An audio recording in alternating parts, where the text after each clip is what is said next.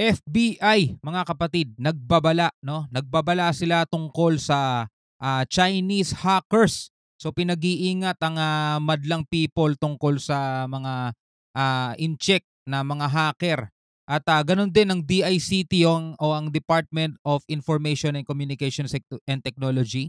Nakabantay ngayon sila sa websites ng ating gobyerno dahil nga sa mga hackers na mula sa China, mga tol, no?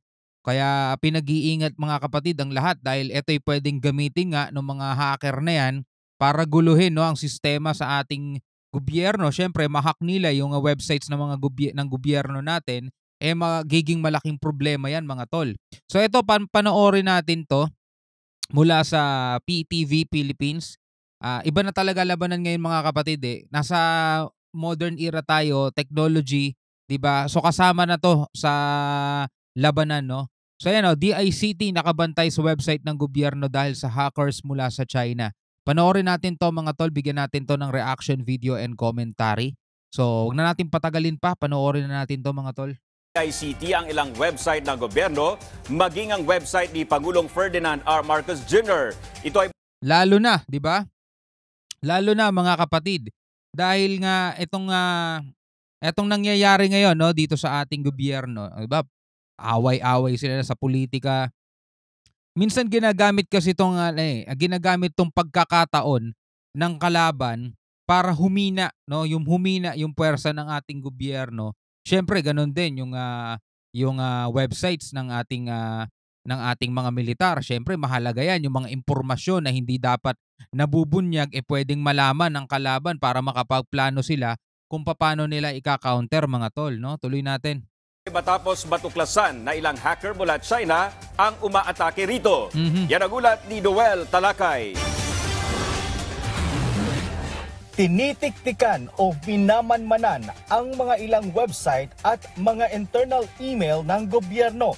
Ito ang kinumpirma ng Department of Information and Communications Technology o DICT sa isang weekly news forum sa Quezon City. Sinabi ni DICT Undersecretary Jeff IND na ang mga hacker ay nag-ooperate sa China. Isa sa mga nadiskubre at nadepensahan ng kagawaran ang website ng Overseas Workers Welfare Administration o OWA.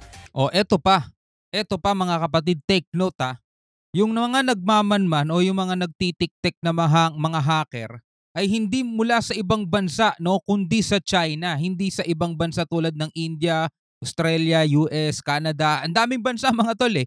Pero kung sino pa yung madalas nating nababalitaan ngayon na gobyernong nag-iinit ngayon dahil dito sa agawan ng teritoryos dito sa West Philippine Sea, 'di ba? So, magtataka ka rin at mapapaisip ka 'di ba? At galing doon mismo sa kanila yung mga hacker na pumapasok sa websites ng ating gobyerno.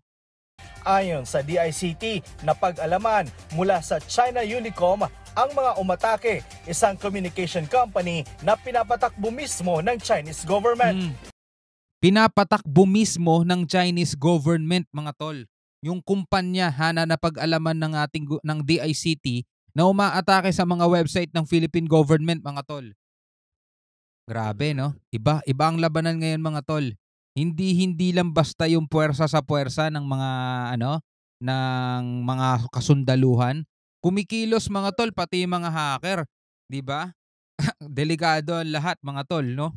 Hindi po ito tumuloy. Pero ito po ay isang klase ng brute force attack upang i-take down ang ating Overseas Workers Welfare Administration o OWA. We were able to detect that the attackers were coming from China Unicom. Batay sa kanilang investigasyon, nangyarang pag-atake sa website ng OWA nitong nakaraang 2 linggo. Bukod dito, mayroon pang 3 hackers na tumitiktik naman sa domain ng pamahalaan sa pamamagitan ng Google Workspace at napag-alaman sa China rin nag-ooperate ang mga ito. So eto, mga kapatid, no, pwede mong sabihin, sa kabila ng pag-uusap ng Pilipinas at ng China tungkol sa usapin sa West Philippine Sea, palihim na pala silang umaatake sa Pilipinas, mga tol, sa pamamagitan ng ganitong klasing ng ganitong klasing pamamaraan. Umaatake na pala ang China sa Pilipinas. sa pamamagitan ng ayun nga pagmanman, pag-atake sa mga websites ng gobyerno, sa panghahack mga tol. Kasi yung mga information nga na mga hindi dapat mga confidential information na matatagpuan diyan mga tol, eh malalaman at malalaman nila, 'di ba? Kinilala ang cyber attackers sa username na Lonely Island, Minder at Panda.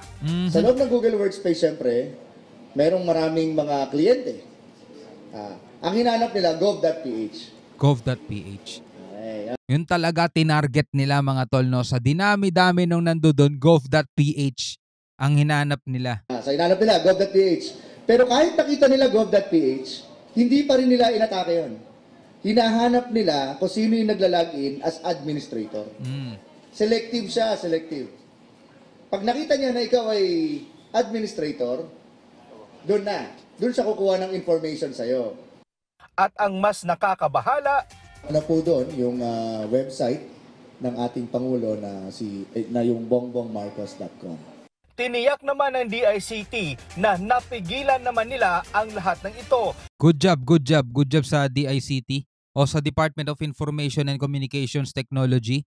Good job sa inyong lahat. At hindi na muling makakapasok pa sa mga domain ng pamahalaan ang mga hackers. Buti na agapan nila, no? Naagapan nila mga tol. Nalaman agad nila at hindi na daw makakapasok muli yan. So, nagdagdag na sila ng seguridad. Siniguro rin ng ahensya na walang nakuhang mga impormasyon na maaring gamitin laban sa Pilipinas. Kuha yung information. So ano pa ba nga ba ang pakay nila dyan? Siyempre, kukuha sila ng impormasyon na pwede nilang gamitin laban sa Pilipinas, di ba? So sa madaling salita nga mga tol, no, sa harapan okay sila, okay naman, iba yung pinapakita nila naman, lagi naman ganun eh. Tapos palihim mga tol, umaatake na pala sila. At napag-alaman ng DICT no, na yung company na yon na kung saan nagmula yung mga hacker na yon ay owned by Chinese government mga tol.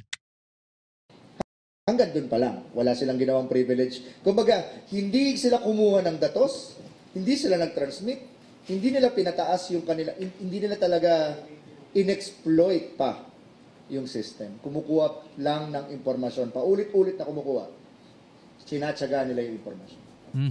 Patuloy umano silang nagbabantay para hindi na ito maulit pa. Iginiit din niya na hindi pa nila tiyak kung may kinalaman ba dito ang pamahalaan ng Sana wala, no? China. Sa ngayon, patuloy ang kanilang ginagawang investigasyon ukol dito. Noel At ito pa, no?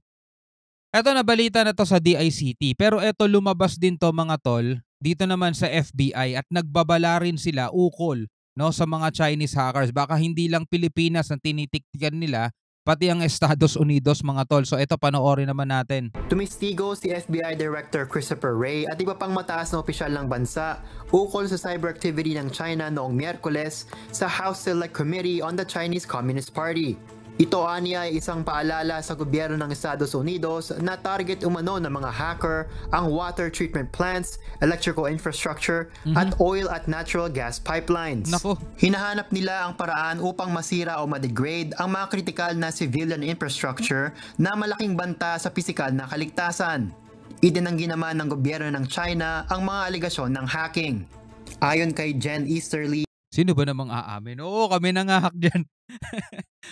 wala namang aamin, di ba? puno ng US Cybersecurity and Infrastructure Security Agency, naging bentahe ng mga cyber actors ng China ang mga basic flaws ng technology ng US. Aniya, insecure ang technology ng critical infrastructure dahil hindi liable ang mga software developers sa defective technology sa nakalipas na mga dekada. Nai-prioritize ang features at paglabas nito sa merkado kaysa sa seguridad, kaya naman kinakailangan aniya itong matigil na. Patuloy din ang kampanya ng FBI at Justice Department sa pagpigil ng kampanya ng Chinese government at hackers. Sinabi din ni General Paul Nakasone, puno ng National Security Agency, na ang pagpapaalis ng mga hackers sa US critical networks ay isang patuloy na concern. Miguel Rey de Leon, Ano, sa makabagong panahon mga tol, isa sa mga paraan na pag-atake na ginagawa ng mga bansa is yung etong sa cyber world, no? At eto na nga, no, nabalita rin yun sa Pilipinas, umatake na ang etong mga incheck na to sa sa mga websites ng ating gobyerno at partikular mga tol, lalo na no sa website mismo ng ating Pangulong BBM mga tol. Ikaw bilang isang Pilipino, ano masasabi mo diyan? And good job no sa ating DICT. Dahil napigilan nila yan at hindi